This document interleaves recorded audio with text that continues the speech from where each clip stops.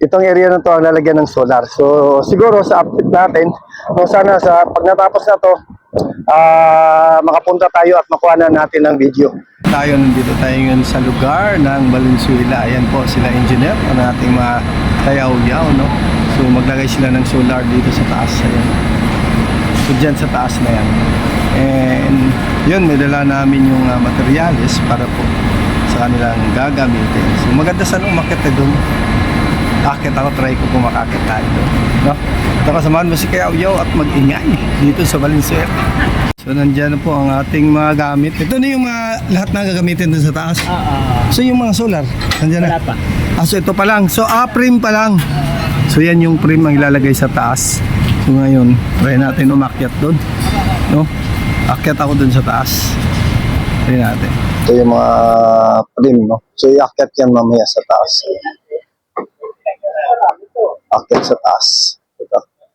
So try natin makaakyat doon, no? Habang mag-akyat sila, try din natin puntahan ang taas kung gaano kalawak at makita natin yung area ng paglagyan. Okay, yan sa mga kayaw-yaw natin, samahan mo si Kayaw-Yaw at tingnan natin yung taas, yung lalagyan ng mga gamit, no, itong yung railing para sa solar, no. So samahan mo si Kayaw-Yaw at tingnan natin yung area at ito iakyat din, then akyat tayo sa taas. Tara, let's go mga Kayaw-Yaw. So dito ang daan papunta rin sa taas. So tingnan natin. So malawak daw to. Pero wow, delikado to boy. Itong area na to. So dito tayo pupunta. Okay. So sa mga kayaw-yaw natin dyan, nandito na tayo sa taas, no? At papakita ko sa inyo yung lugar kung saan nilagay yung railing na tinatawag lagayan ng ating solar. So grabing init ngayon. So pakita muna natin yung mag-aakyat. Ayan, no? Sila yung mag-aakyat, no? Ayan. So yan, highway yung nakikita nyo, highway, Arthur Highway. Ayan, no? And dito tayo sa loob. So, itong area, tignan natin, no? At makikita natin, lawak. And ang hirap din, no? So sila na may alam dito kung paano ilagay. Nakakatakot. Nakakatakot, no?